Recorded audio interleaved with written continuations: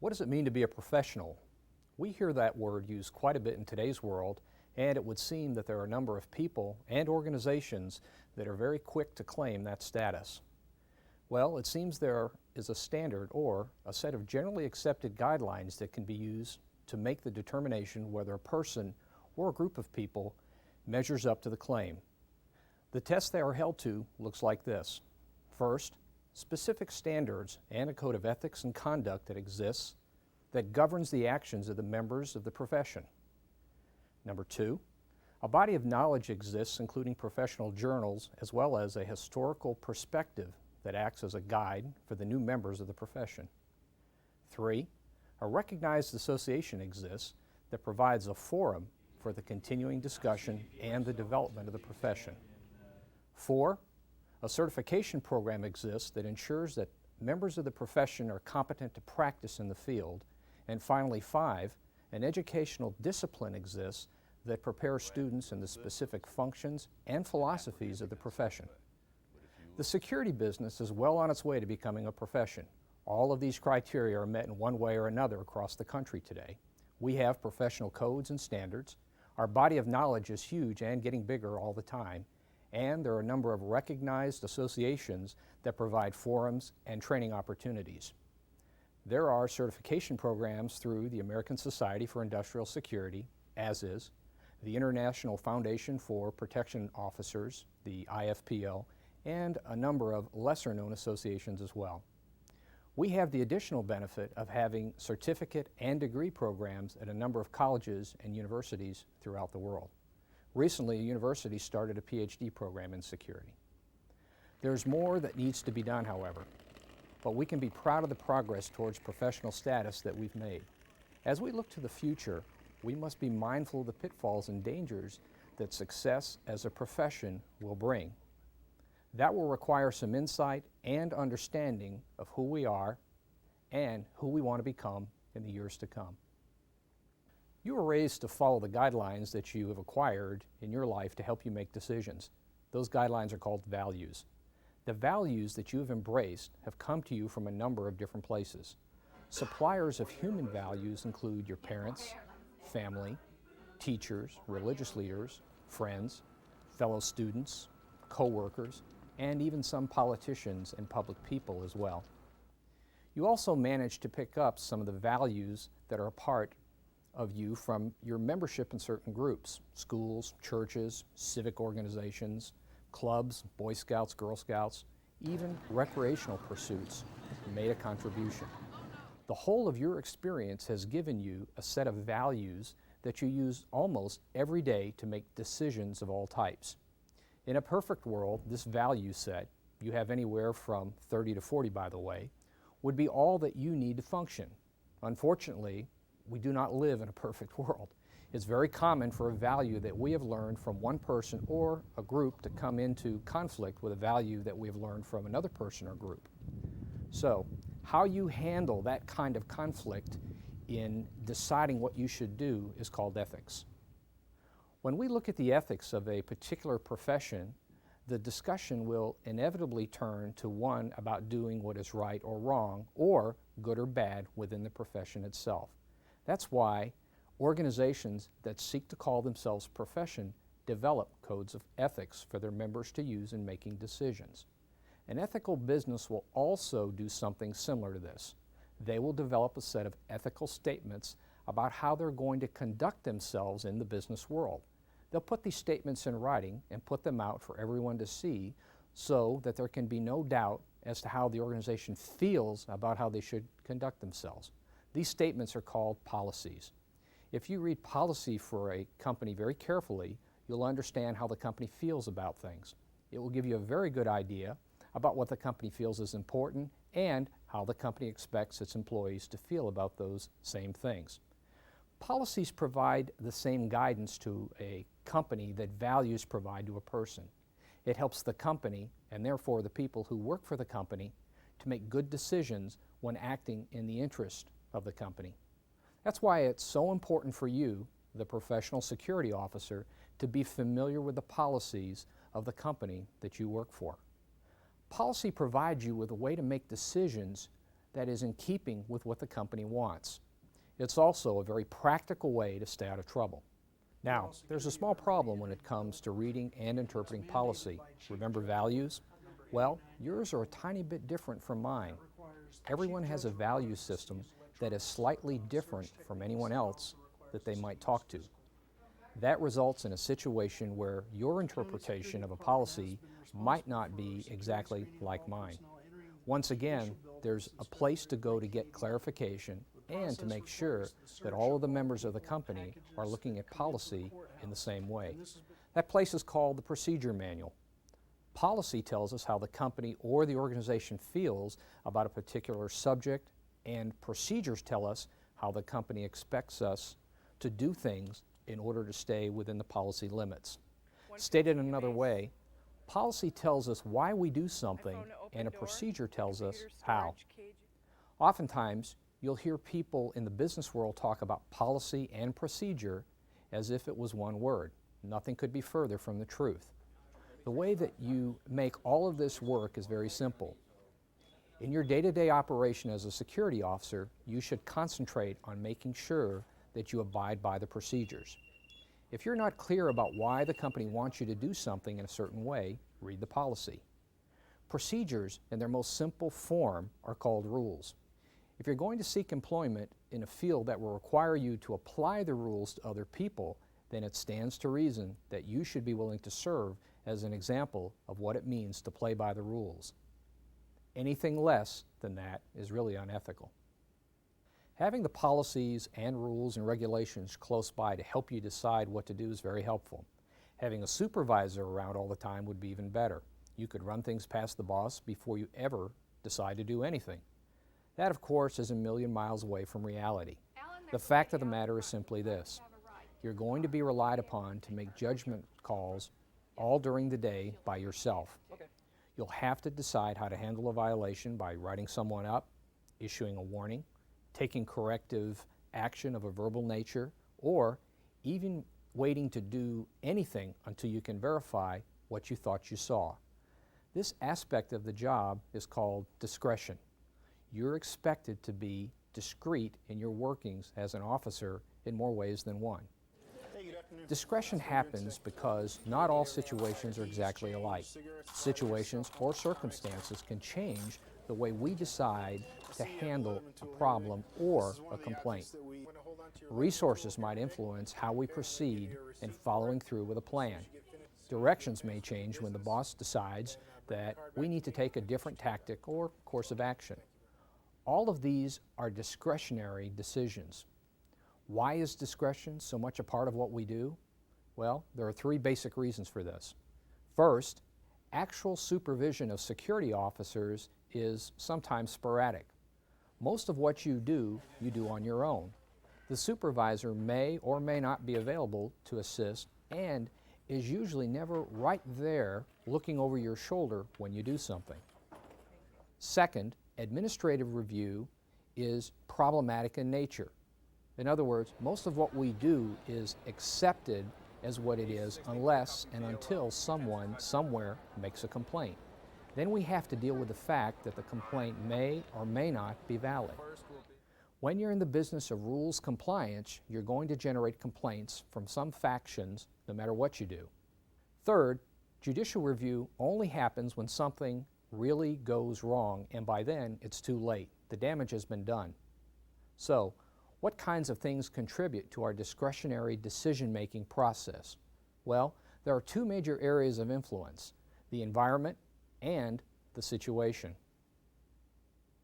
The working environment where you are assigned has quite a bit to do with what actions you'll ultimately decide to take as an officer. A list of the factors that define your working environment looks something like this. First, the community work culture. Some environments tolerate eccentric behavior and some don't. A college campus, for example, is a much different environment than a highly regulated manufacturing location. Some places are populated by more liberal views about day-to-day operations, and some are more conservative in their outlook. No one place is the same as another, even within the same organization. It depends on the shared culture of that particular location. Second, the shared community beliefs and values. You're likely to be sensitive to the same values as the people you live with and are around. The diversity of your community will play a role here too. Urban areas, for instance, have a tendency to be more tolerant of differences in human behavior than rural areas. Third, policies, practices, and customs of the department. You'll probably try to do the things the way the department wants them done officially and unofficially. Everyone wants to be a part of a group that wants to do what they need to do to fit in. Fourth, peer pressure. This will impact your decision making in two ways. Direct pressure to do things a certain way will be applied by fellow officers. They will either approve or disapprove of what you do, and they will tell you so directly. Indirect pressure will come from those senior and respected security officers who will be responsible for orienting you to the job and training you. It's natural to want to please your instructors. Fifth, perceptions of alternatives. Sometimes you're forced by the lack of choices to do the only thing that you can do. Lots of alternatives make for lots of options. A lack of alternatives impacts how you decide to handle something. Sixth, experience. Time on the job and experience at handling a wide variety of situations in the real world of work will give you more choices than someone without the same experience. Let's talk for a few moments about situational influences. First, demeanor. What's the attitude and appearance of the person you're dealing with? Nice to meet you. Were they confrontational, surly, abusive, and demanding? Or were they pleasant, patient, and respectful in their approach to you? Like it or not, sometimes this influences how we as officers respond. Second, age. There's a tendency to be more tolerant of older people and less understanding of younger people in our culture. You might, for instance, call a garage for a 20-year-old guy with a flat tire, while you might get out in the rain and change the tire for an older woman who reminded you of your grandmother. Third, manner of confrontation. Was this a situation that you had time to prepare for, or was it something that was a surprise? Did someone tell you about it, or did you find the situation yourself? Are you working alone, or is backup close at hand? Are you working under some time constraints, or do you have time to deal with the problem? What kind of physical and mental shape are you in at the time? All of these factors play a part in your decision to do what you do. It's all a matter of good judgment. Your ability to exercise good discretionary decision making is also what you're going to use to build your reputation. Use your policies, use the rules and regulations, and use common sense. Others will judge you on your ability to do these things, and the ability to do them well is what separates a good officer from a great one. Let's talk for a moment about code of ethics. A profession, if it is to call itself that, has to have a code of ethics.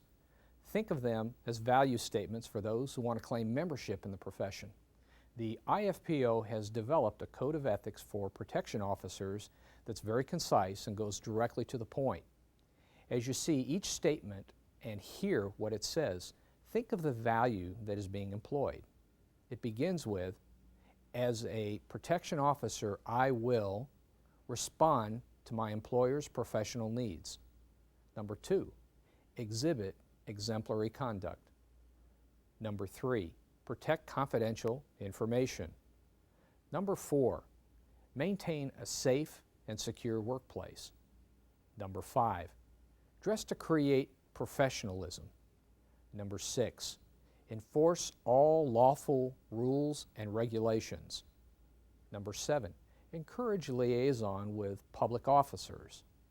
Number 8, develop good rapport within the profession. Number 9, strive to attain professional competence. And 10, encourage high standards of officer ethics. The statements are simple and straightforward and carry with them a tremendous amount of responsibility and weight. Let's turn our attention now and talk about why unethical behavior can sometimes happen. With all the good code and guideline information that we have at our disposal, it would seem difficult to make an unethical call. But it does happen, and here are some of the reasons why. First, taking the path of least resistance. Sometimes doing the ethical thing means not doing the easy thing. Taking the shortcut is the same as trying to avoid a problem. Second, time conflicts. Maybe it involves a part-time job or some other time restriction, but the usual end result is that we rush something that cannot or should not be rushed. Bad decisions are often the result. 3, fatigue. When you're tired, you're not going to think clearly. Bad decisions can cause stress, and stress when you are tired causes more bad decisions. 4, resistance to change. The only thing you can count on in today's world of work is that things are going to change. Fear of change is a poor reason for not doing the right thing. As you can see from the listing, most of the reasons for unethical actions center around cutting corners. When we try to eliminate steps in a process, we're going to have problems with the end result. The procedures that have been put in place to govern what you do at work were not invented out of thin air as a means to annoy you. Every procedure and every rule that is in your department manual is there because there was a problem in the past in dealing with that kind of a situation. Someone, somewhere, made a mistake that had a negative impact for the department and for the organization. A rule or a procedure was then written to guide officers in the future away from making the same mistake. You may not know or be able to see what the problem was, but that does not mean that you should take it upon yourself to break a rule or violate a procedure. The fact of the matter is that you don't know what can happen and could be placing yourself and others in harm's way if you don't stick to the path. How many situations or unpleasant circumstances have you been involved in and heard someone say, "Oh well, it seemed like a good idea at the time"? Ethically, your best choice will always be to stay with the rules and follow the procedure. Let's talk for a few moments about recognizing an ethical problem. It would be impossible to list all of the potential ethical situations that you might be facing in this business. Some are glaringly obvious. Actions that are against the law or clearly a violation of company policy are easy to recognize. Other ethical dilemmas can be purposely hidden by deceit. Those can be tougher to see. But most ethical problems come to visit you in a way that is not that hard to recognize if you're paying attention. Here's a listing of some of the warning signs to look for when it comes to questions of ethics.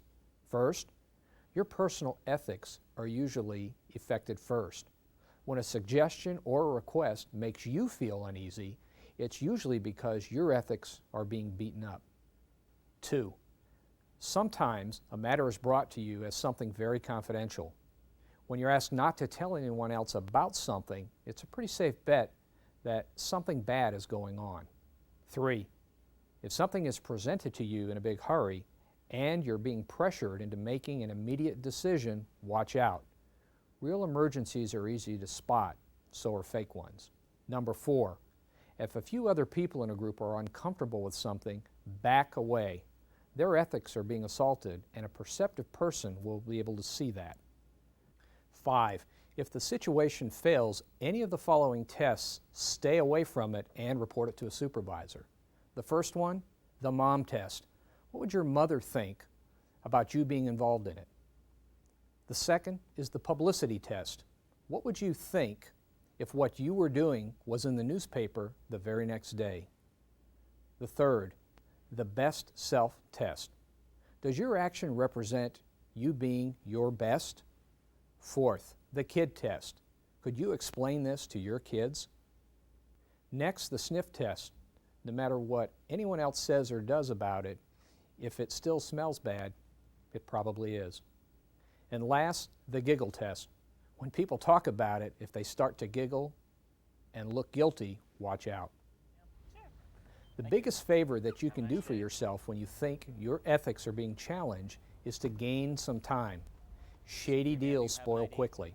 The more time that you allow yourself to think through something that doesn't sound right, the more obvious the rotten smell will become. Don't allow yourself to be pressured into doing something that your conscience tells you is not right. Take time to question and take time to talk to someone whose opinion and integrity you trust.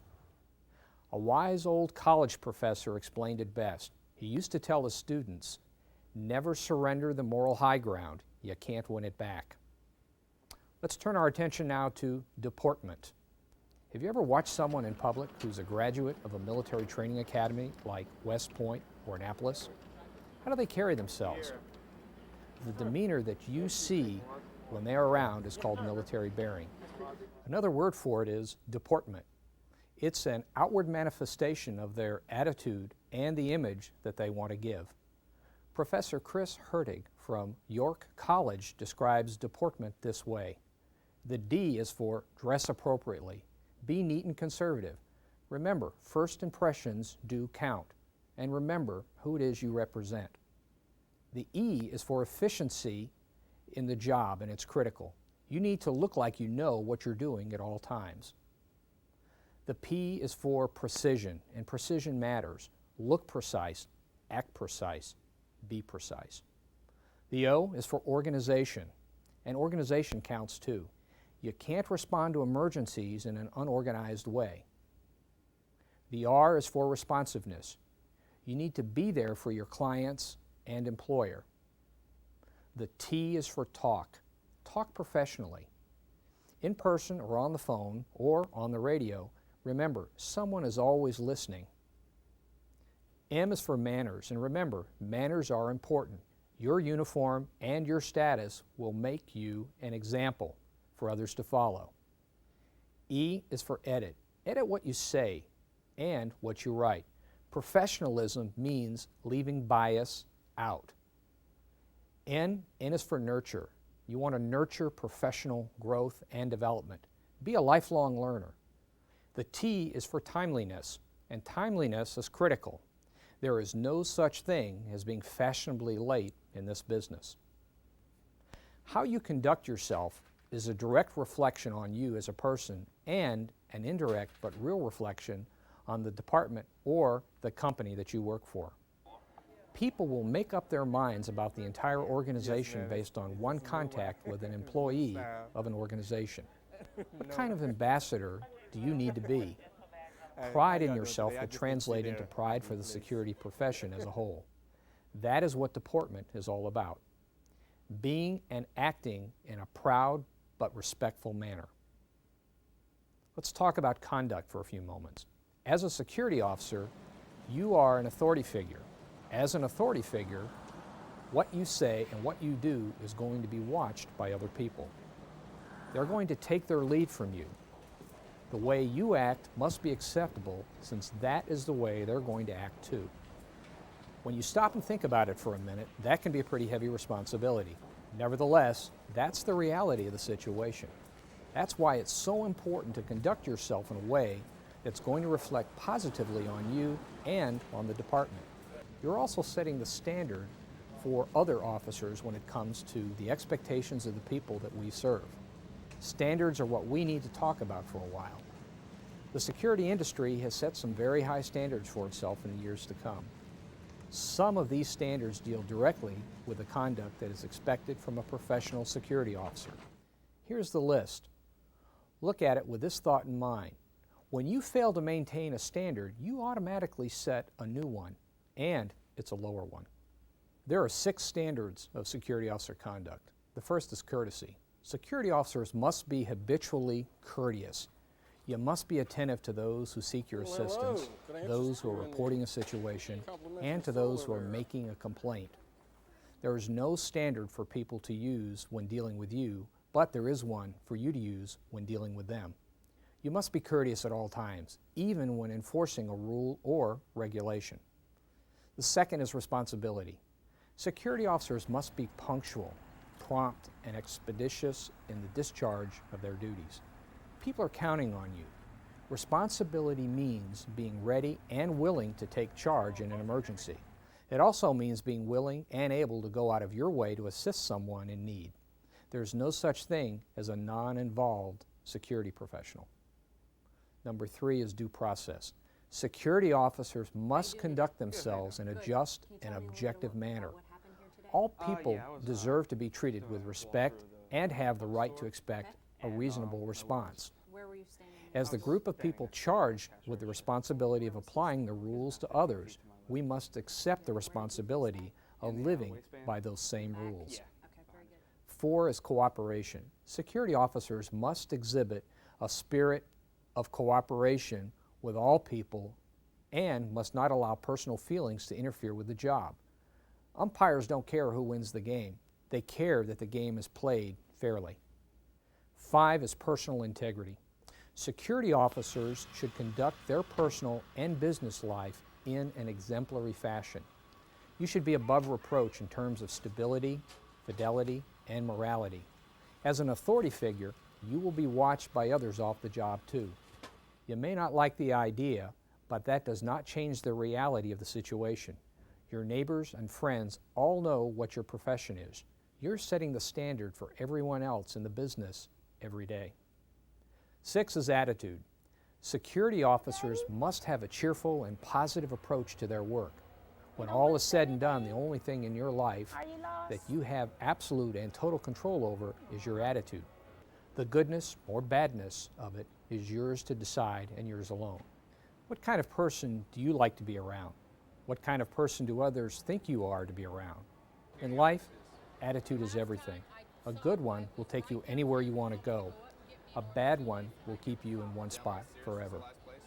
Ethics, deportment, and professional conduct.